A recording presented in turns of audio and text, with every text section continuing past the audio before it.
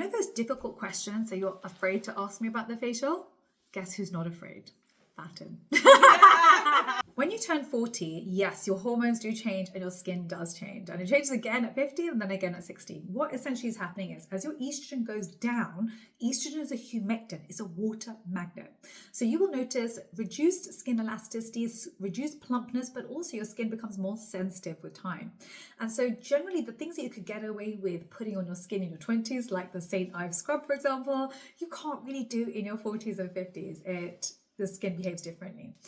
So number one is that skin sensitivity. Number two is dryness because of the estrogen. And then number three is, don't forget, at this point, you have more fine lines. You have a slower cell turnover rate. You have more pigmentation. So you also have more problem skin as you get older.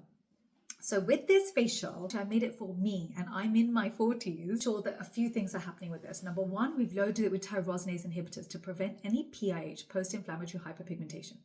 Number two, at every stage of this treatment, we use ceramides and humectants because we have less ceramides in our skin, plus humectants are the water magnets that we lose with age anyway. Number three is there are anti-inflammatories at every step of this facial too, including the stem cell cryotherapy mask that I've made for you. Again, it's the world's first ever mask made for skin of color and for pigmentation. So these are just some of the few things that I've done in addition to little things. For example, we shouldn't be using steam in our facial. We need to be using humidifiers. Steam is more aggressive for our skin and can damage our skin barrier versus a humidifier, which strengthens our skin barrier. In addition, the order is important. So for us, for example, it's radio frequency first and then microneedling. Really important because you want to basically stimulate collagen in the dermis first, and then you go in with the microneedling, which is then infused with tyrosinase inhibitors. So I really have thought about our maturing skin in this facial. I've actually never had microneedling. So how painful would it be? Because I'm really sensitive now. I agreed. Really important question that we get asked a lot. Now, the way we are doing microneedling, the technique for skin of color is different. Let me explain why. Normally in a clinic, microneedling just happens on the skin, the way the skin is. But for skin of color, we don't want to do that. We actually want even microneedling. And how do you do this? If I was to look at your skin under a microscope, your skin looks like this, right? It's not even. What we want to do is first a chemical peel to get rid of the dead skin cells on the top, then you microneedle. So that's really important, that order. And even the chemical peel that you use, we've created the world's first chemical peel made for skin of color. So in this, for example, we put in phytic acid, ferulic acid, kojic acid, ascorbic acid, oligopeptides, lactic, mandelic. I put in DNA repair enzymes, glutathione. This really is such a fantastic product first to put on. Then when you microneedle, the needle size that we use is important, and it's different for different parts of the face for skin of color. And so when we train all our doctors and aesthetic practitioners, they're trained on the way to microneedle for skin of color. So just normal microneedling is not going to do. With this particular treatment, how we do it is important. First, you clean the skin, you get even penetration. And then when you do it, it's at different levels on different parts of the face. There shouldn't be any pain. And that's the key here. You might feel a bit of discomfort, specifically, I would say on the forehead and maybe even on the lips. The lips, we ask you if you want to get the lips done, but I do recommend it. We tend to get lip hyperpigmentation, so it's really good for us. Plus it helps to plump up the lips and we lose volume with age. So you're going to get beautiful results. So you get a little bit of discomfort on the forehead and the lips, but you can just tell your practitioner and you just ask them to pause, or you ask them to go lower down on the needle length if you require it. So it really is about your comfort. We're not trying to cause any pain to you. And I myself I'm so pathetic. I have no pain threshold. Like I can't tolerate pain. And I'm getting the treatment done on Monday. I'm going to film it for you. I love this treatment. I love it for my face and I love it for your face. So even those virgins for microneedling who've never done it before, they're going to love this one.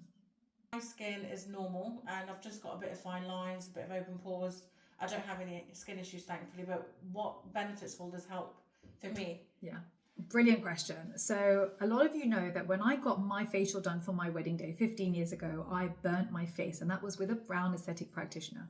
And so I assumed if you're brown, you know what you're doing. But it wasn't her fault. I don't blame her. It's because of the tools that were available at the time.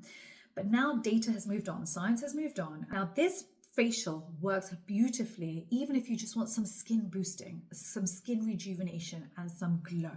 Because many of us have been so afraid that we can't even go get a facial done. And so it's really important for me to make sure that we all have this one place, this one treatment that we can get done, that we feel confident in the results that we're going to get. We're not going to burn our faces, and we're going to have the best skin of our lives. So those of you who haven't had a facial done in years and years and years, and feel like they're missing out, I just wish they could go get something done to boost their skin, you finally have an option.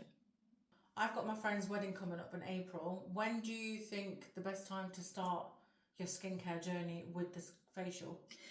So generally, any skincare routine you want to start, as you get older, the time that it takes for your skin to turn over takes longer. So I'm 40 years old now, right? So 42.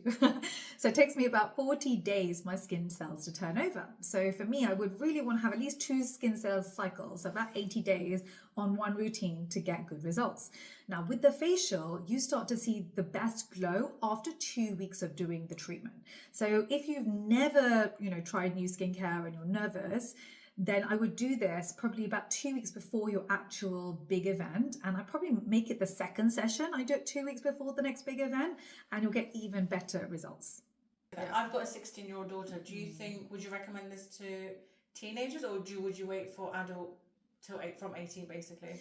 I would actually say from 18 onwards, because there is so much happening with this particular treatment, and not every child's skin in their teenage years has the same integrity. So their skin barrier is going to be different, the sensitivity is going to be different, and I would just say play it safe, start from 18. And I know this treatment is fantastic for acne, and I know a lot of teenagers have acne, but actually I'd say, guys, start with the over-the-counter products first for acne in your teenage years, and then once you get to 18, then you can upgrade and go with the facial.